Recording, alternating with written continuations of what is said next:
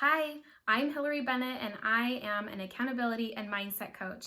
And I help women share their gifts with the world and achieve financial and time freedom through entrepreneurship. I am so excited that you decided to download my accountability planner. It has changed my business and my life, and I know that it will do the same for you. So I'm going to take just a couple minutes here and walk you through the tool so that you can start crushing your goals immediately. The first section at the top is all about mindset. Every single day, I want you to take a moment and identify what is your intention for the day and put it right here. I next want you to write down what is your why. What's your big why? And this is something that should stay constant, right? What's that reason that you're getting out of bed in the morning? Why did you decide to take the scary jump into entrepreneurship in the first place? Make sure that you write down that big why. And during the day, when you're feeling a little bit stressed, when you're feeling a little discouraged, go straight back to your why. The next section is all about future planning. What are your current quarter's goals? There's 3 spaces for this, and I always encourage my clients, number 1, to focus more on the goals for the next 90 days. It's the times that we start thinking too far out that we start to get that panic and overwhelm. There's times for that, but on a daily basis, just start thinking over the next 90 days. There should be no more than 3 goals. So go ahead and remind yourself what those are. 1, 2, 3.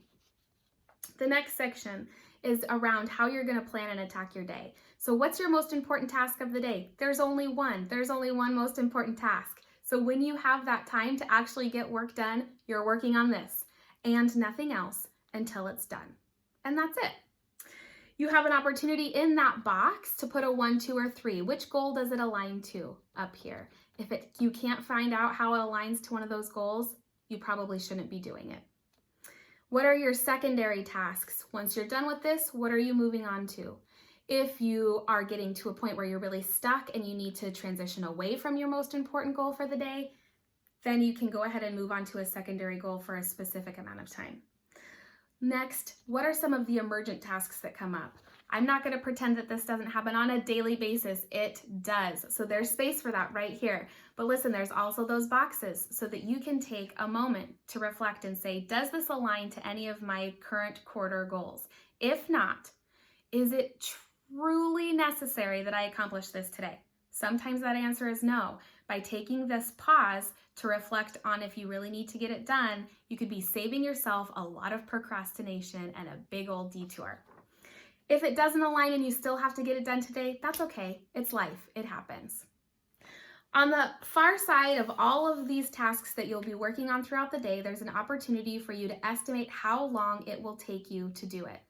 I always tell my clients that tasks will take up the amount of time you give for it. So if there's something that you could get done in an hour, but you give it 4 hours to get it done, it's going to take 4 hours to complete, even if you could do it faster. Be ambitious with this. Set targets for yourself.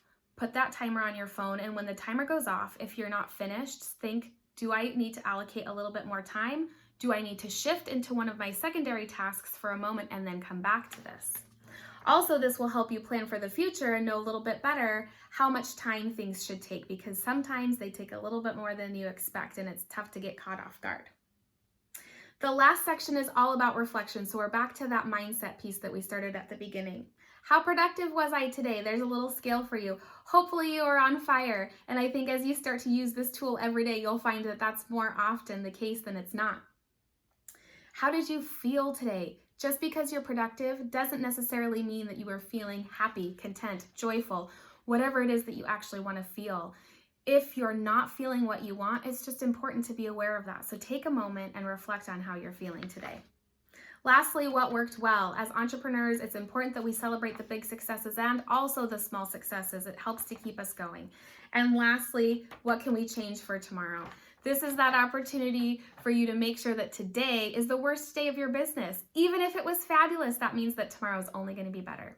So thanks for downloading the tool. If you're still feeling overwhelmed or if you need some additional help, click on the link below and schedule some time with me.